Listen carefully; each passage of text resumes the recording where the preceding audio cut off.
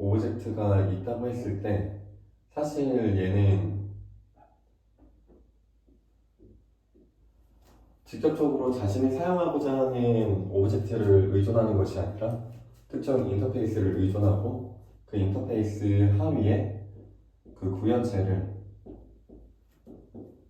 런타임 시점에 이렇게 의존할 수 있게끔 만드는 것이 디자인 패턴의 핵심입니다. 근데 정적 언어에서는 이게 가능해요. 인터페이스가 있기 때문에. 근데 사실 동적 언어 같은 경우는 뭐 어떻게든 이렇게 하려면 할 수야 있겠지만 어색하죠. 뭐 그래서 파이썬 같은 경우는 사실 이게 어떻게 보면은 스트라이터지 패턴, 전략 패턴의 한 형태로 볼 수 있는데 자바스크립트나 파이썬 같이 동적 언어에서는 굳이 이렇게 인터페이스를 정의하지 않고 구현체를 만들 필요 없이 애초에 인터페이스라는 개념 자체도 없지만 그렇지만 이렇게 구현하기보다는 차라리 그냥 런타임 시점에 어떤 함수를 쓸지 그 외부에서 주입을 해주면 돼요. 왜냐면은 그 함수 자체가 1극객체니까 1극객체라는 것은 결국에는 그 함수 자체를 변수처럼 사용을 할 수가 있다라는 것을 의미하는데 즉 그 말은 런타임 시점에 자신이 클라이언트가 사용해야 할 특정 함수나 어떤 기능을 가지고 있는 오브젝트가 있으면 그거를 주입을 해주면 되는 것이죠. 그러니까 제가 말씀드렸다시피 디자인 패턴을 학습하려면 정적 언어, 뭐 자바라든지 C++ 이런 대표적인 정적 언어를 좀 알고 있어야 이 인터페이스나 추상 클래스를 기반으로 여러 가지 디자인 패턴들을 학습할 수가 있기 때문에 디자인 패턴을 학습하기에 앞서서 정적 언어를 알고 있는 것이 중요합니다. 그렇다고 해서 동적 언어가 안 좋다는 얘기는 아니에요. 동적 언어에서는 굳이 이렇게 구현할 필요가 없기 때문에 뭐 몇 가지 디자인 패턴들을 학습하지 못하는 경우가 발생을 하죠. 그래서 제가 말하고자 하는 요지는 결국에는 디자인 패턴을 두루두루 좀 넓게 좀 깊게 학습하기 위해서는 정적 언어를 알아야 한다. 이 부분이죠. 이제 디자인 패턴을 학습하면은 중요한 포인트가 있어요.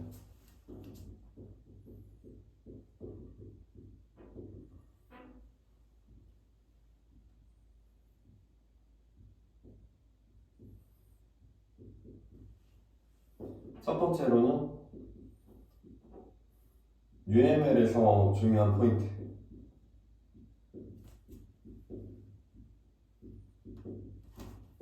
방향입니다, 방향. 그리고 두 번째로는 클래스의 관계죠.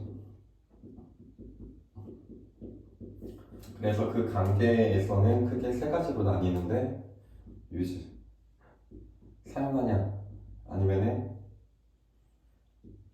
create, 생성하냐 마지막으로 notify,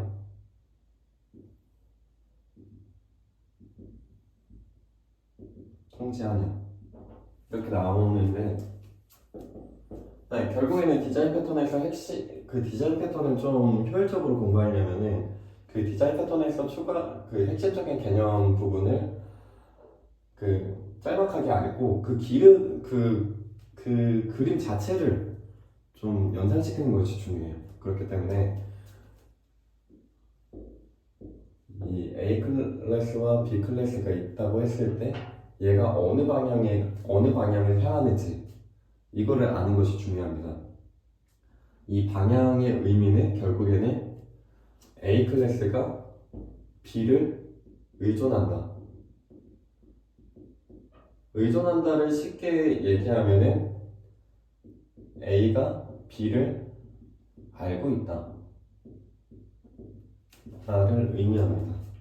그렇기 때문에 여러분들이 디자인 패턴을 학습할 때 UML을 보면은 먼저 그 각 클래스 간의 방향성이 어떻게 되는지 그 방향을 보고 이 A라는 클래스는 B 클래스를 의존하고 있구나, 알고 있구나를 인식하는 것이 중요합니다. 그리고 이 두 클래스 간의 관계를 세 가지 유형으로 나눌 수가 있어요. A가 B를 사용하는 경우와 use와 그리고 A가 B를 create 생성하는 경우 그리고 A가 B를 notify 어떤 특정 내용을 통지한다든지 그러는 경우가 있죠. 그래서 디자인 패턴을 학습할 때는 포인트가 UML에서 방향이 어떻게 되는지 그래서 각 클래스 간의 의존 관계를 파악하는 것이 중요하고 그리고 각 클래스 간의 관계가 어떤 관계인지 A가 B를 단순하게 사용하는 관계인지 아니면 생성을 하는지 아니면 특정 정보를 통지를 하는지 그거를 좀 유익 있게 보면서 학습하시는 게 중요합니다. 그러면은 이제 제가 생각하는 디자인 패턴에 대해서 얘기를 해보면 디자인 패턴에 대해서 얘기하기 전에 나와야 되는 핵심적인 프로그래밍 패러다임이 있죠. OOP입니다.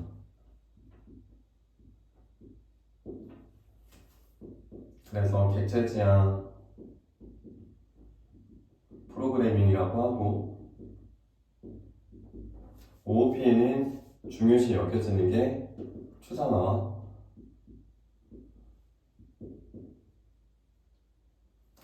순서대로 갈까?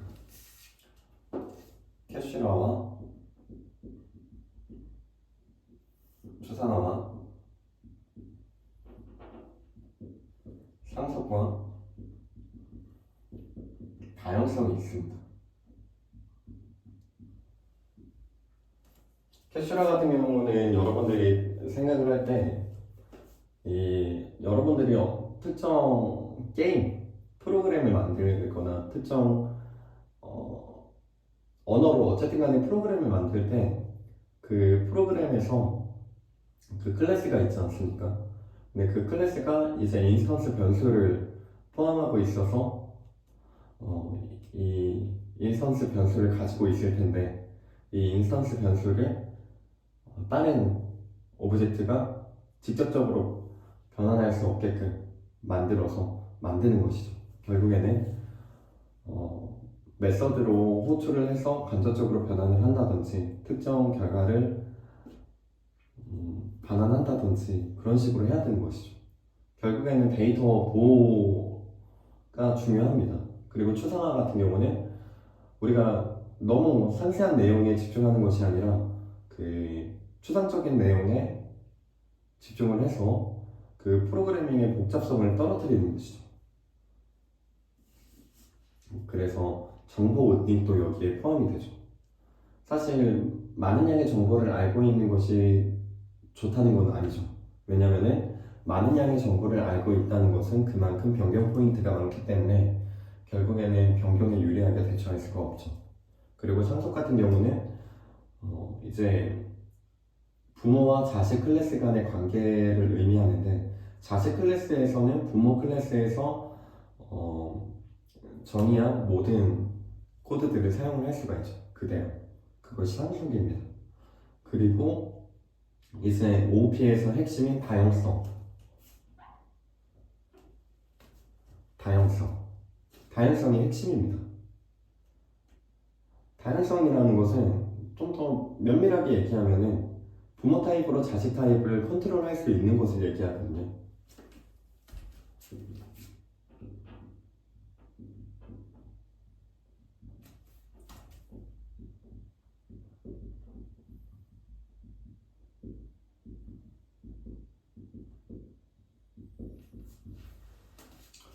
그래서 여러분들이 어떤 다양성에 대해서 구글링을 해보면은 대표적으로 나오는 그 사진이 있어요. 그것이 뭐냐면 어떤 클라이언트라는 어떤 사람이 있고, 사람이라고 하고, 얘가 뭔진 모르겠지만 애니멀을 의존하고 있고, 이 밑에 하위 구현체에서는 덕과 캣이 있죠. 이제 클라이언트가 애니멀이라는 이 추상 인터페이스나 아니면은 추상 클래스에 정의된 뭐 발크라는 메소드가 있다고 했을 때, 클라이언트가 발크를 호출하면은 만약에 애니멀에 대한 구현체가 덕이면은 월 멍멍이 소리를 내고, 캣이면은 냥냥 이렇게 되는 것이죠. 즉 부모 타입으로 이 자식 타입을 컨트롤할 수 있다는 것이 이 얘기죠. 이거를 자바 코드로 좀 더 면밀히 살펴보면은 우리가 이터레이터라는 그 인터페이스가 있고, 여기에 new 뭐 array list라는 구현체를 생성을 하고, 여기에서 뭐 int i 0에서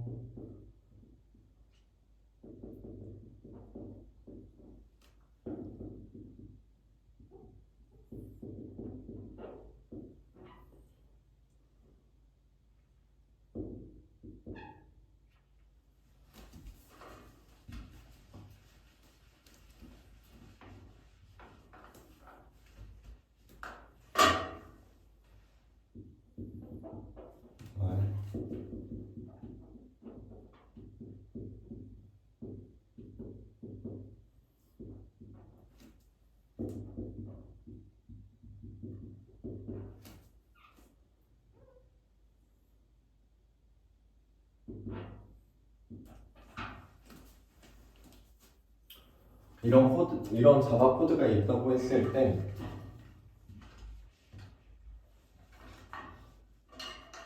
이런 자바 코드가 있다고 했을 때 여기는 구현체죠. 그리고 이 나머지 부분은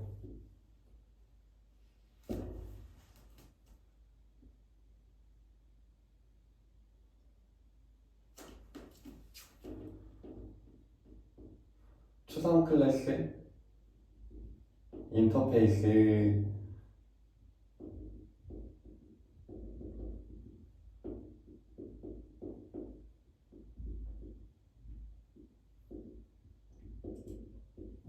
결국에는 이 부분이 특정 구현체에 속하는 것이 아니라 이 어레이 리스트의 부모인 이터레이터라는 추상 인터페이스를 활용을 해서 코드를 짠 것이죠.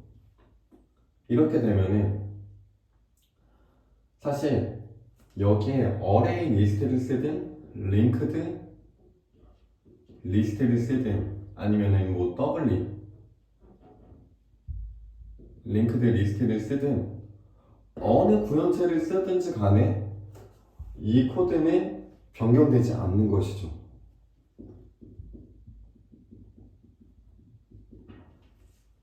이것이 다양성의 핵심입니다. 결국에는 이 구현체, 자식 타입을 어떤 거를 갖다 쓰든지 간에 이 소스 코드의 내용을 부모 타입을 활용을 해서 작성을 하면은 이 소스 코드 이 부분은 변경이 안 일어나는 것이죠. 이 구현체만 바꿔 끼우면 되는 것이죠. 그것이 다양성의 핵심인 부모 타입으로 자식 타입을 컨트롤한다 라는 얘기죠. 그래서 OOP라는 이 객체제한 프로그래밍 패러다임은 결국에는 네 가지 중요한 개념들을 얘기를 하는데, 캡슐화, 추상화, 상속, 다양성, 이 네 가지를 얘기를 하는데, 이 네 가지의 개념이 등장한 이유는 결국에는 OOP에서 추구하고자 하는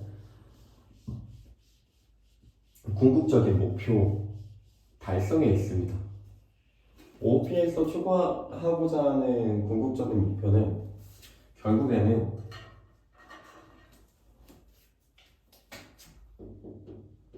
변경에 유리하게 대처하는 것입니다.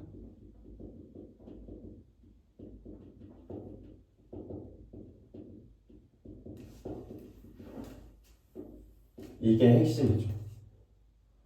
OOP가 등장할 당시에는 소프트웨어에서 요구사항이 폭발적으로 늘어난 시점이었습니다. 그렇기 때문에 특정 프로그램을 짜면은 그 요구사항을 충족시키지 못해서 그 프로그래밍이 망가지는 경우가 많았습니다. 그렇기 때문에 그 요구사항이나 어떤 변경 부분에 대해서 유연하게, 유리하게 대처할 수 있는 프로그래밍이 떠올랐고, 거기에서 채택된 패러다임이 바로 OOP입니다. OOP. 객체제한 프로그래밍. 핵심은 변경에 유리하게 대처하는 것. 그래서 OOP를 좀 더 면밀하게, 좀 더 상세히 얘기해 보면은, 클린 아키텍처에서는 OOP를 뭐라고 하냐면은, 프로그래밍의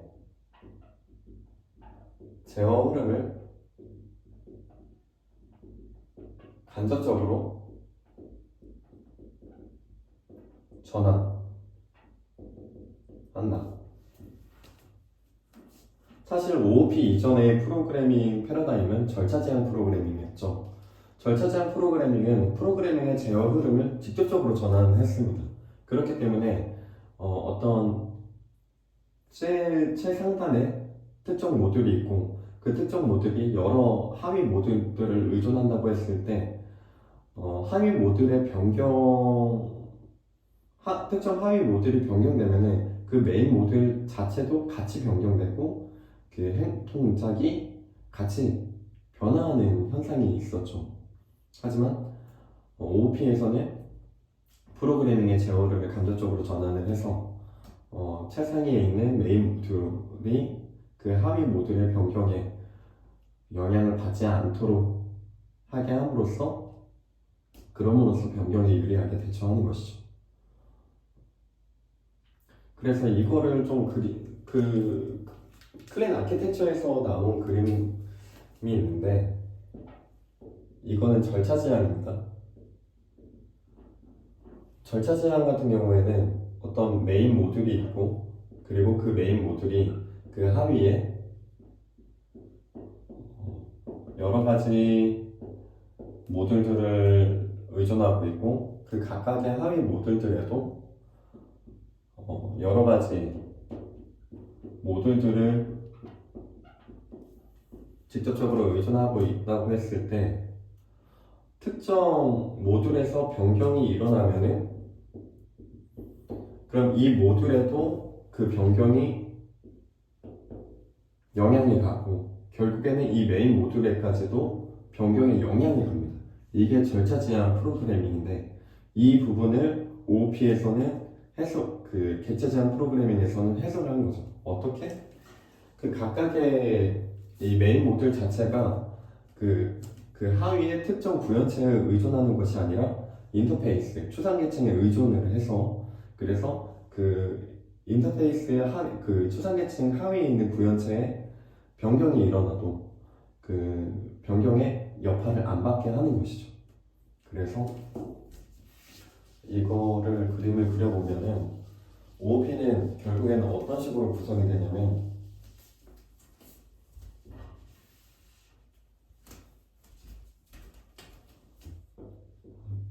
특정 프로그램을 구성하는 특정 프로그램이 있다고 했을 때, 그 프로그래밍의 제일 상단에는 메인 모듈이 있고, 그 메인 모듈은 어,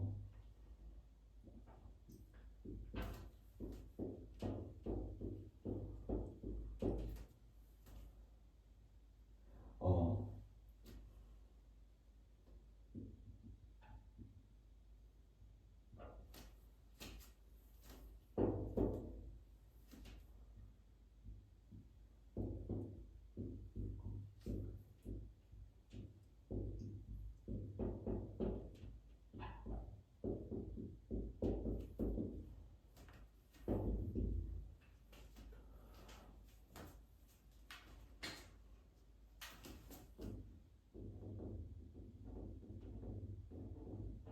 이게 객체 지향 프로그래밍이라고 했을 때 특정 프로그램을 객체 지향 프로그래밍을 적용을 해서 짜게 되면은 그 프로그래밍의 최상단에는 메인 모듈이 있는데 이 메인 모듈이 절차 지향에서 특정 구현체에 직접적으로 의존하는 것이 아니라 여기에 인터페이스 계층이 있어서 그러니까 추상 계층이 있어서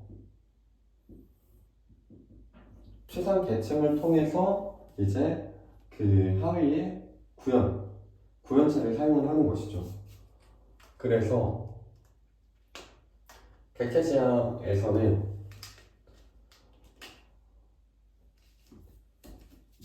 이 부분에 변경사항이 발생을 해서 새로운 변경사항이 발생을 하면은 여기에 새로운 구현체를 정의를 해서 런타임 시점에 결국에 그 런타임 시점 이전에는 얘가 결국에는 이 추상계층을 의존을 해서 돌아갈 거고 런타임 시점에는 이렇게 얘가 의존을 하게 되는 것이죠. 그래서 이 그림이 정말 OCP 변경에는 열려 있지만 변경에는 닫혀 있지만 확장에는 열려 있는 개념을 잘 설명하는 그림인 거죠. 그래서 이 객체 지향이라는 것은 프로그래밍의 제어 흐름을 간접적으로 전환한다.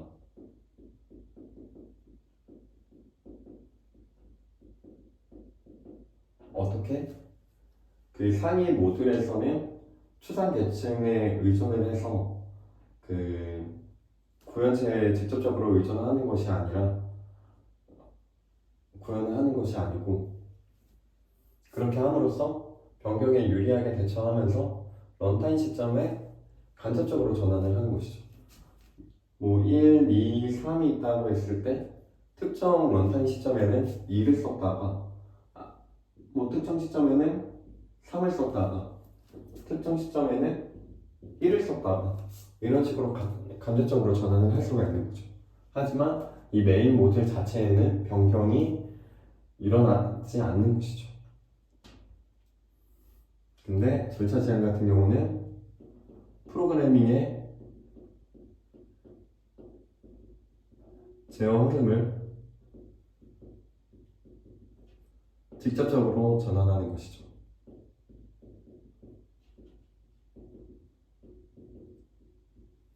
그래서 특정 부분에 대해서 변경이 일어나면은 그 상위에 의존하고 있는 모든 모듈에 그 변경이 고스란히 영향이 가는 것이죠. 그래서 변경에 유리하지 않은 패러다임입니다.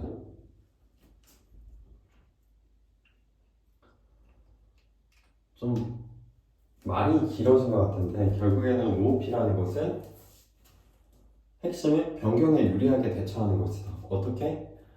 그 각각의 모듈이나 클래스들이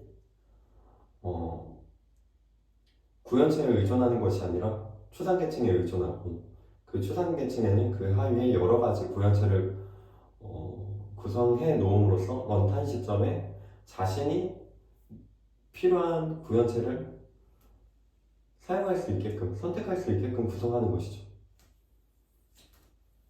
그것이 바로 OOP입니다.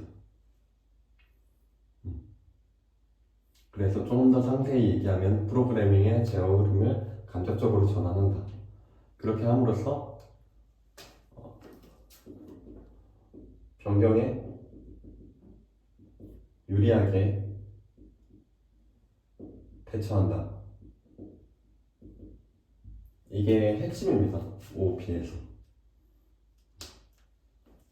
그러면은 디자인 패턴이 무엇이냐? 디자인 패턴이 무엇이냐? 라고 물어보면은 디자인 패턴이란 결국에는 이 객체 지향 프로그래밍을 잘해놓은 레시피 같은 것들입니다. 그러니까 우리 선배 개발자들이 있는데 그 선배 개발자들이 이 OOP 프로그래밍을 막 적용하다 보니까 특정 패턴들이 있었고 이 패턴들을 다 정리해 놓은 것이 디자인 패턴입니다.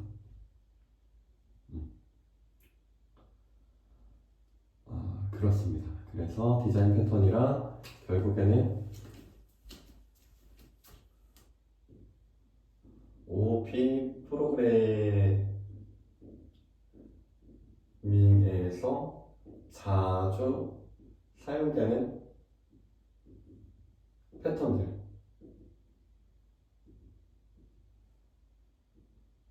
모아 놓은 거.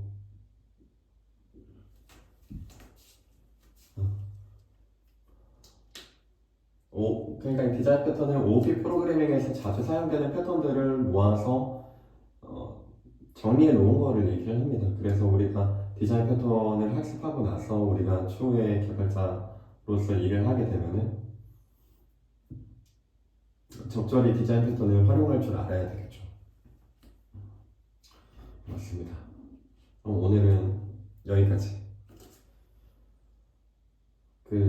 오늘 한 내용을 상기시켜 보면은 디자인 패턴을 학습하기 전에 정적 언어를 알아야 된다. 정적 언어를 알아야 하는 이유는 결국에는 많은 디자인 패턴들이 이제 인터페이스나 추상 클래스를 활용하기 때문에 동적 언어에서는 이 추상 클래스나 인터페이스 개념이 없다 보니까 동적 언어에서 디자인 패턴을 학습을 할 때는 한계가 있다. 정말 여러 가지 디자인 패턴들을 학습할 수가 없다. 그래서 디자인 패턴을 학습하기 위해서는 정적 언어, 자바나 C++를 알아야 한다. 그리고 디자인 패턴을 이제 막상 학습할 때 중요한 키포인트는 UML에서 이 방향이다.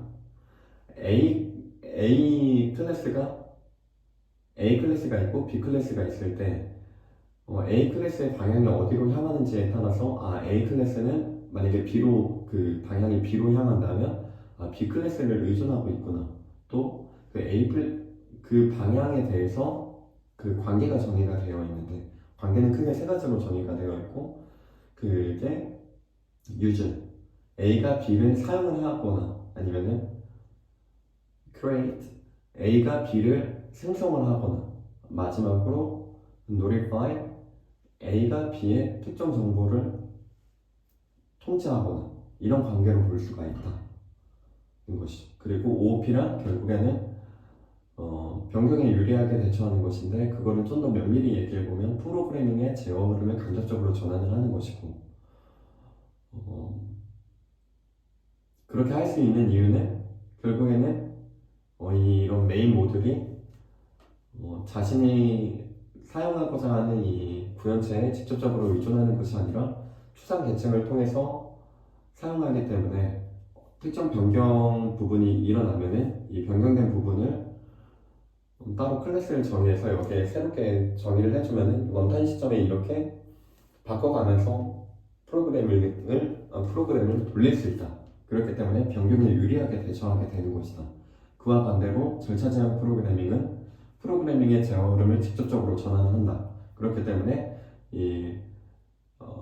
그 상위 모듈에서 자신이 사용하고자 하는 오브젝트들을 직접적으로 의존하고 있기 때문에 그 하위 오브젝트들에서 특정 변경이 일어나면은 고스란히 그 변경이 그 상위 모듈에도 다 적용이 된다는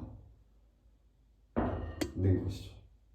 네, 오늘은 여기까지만 하겠습니다.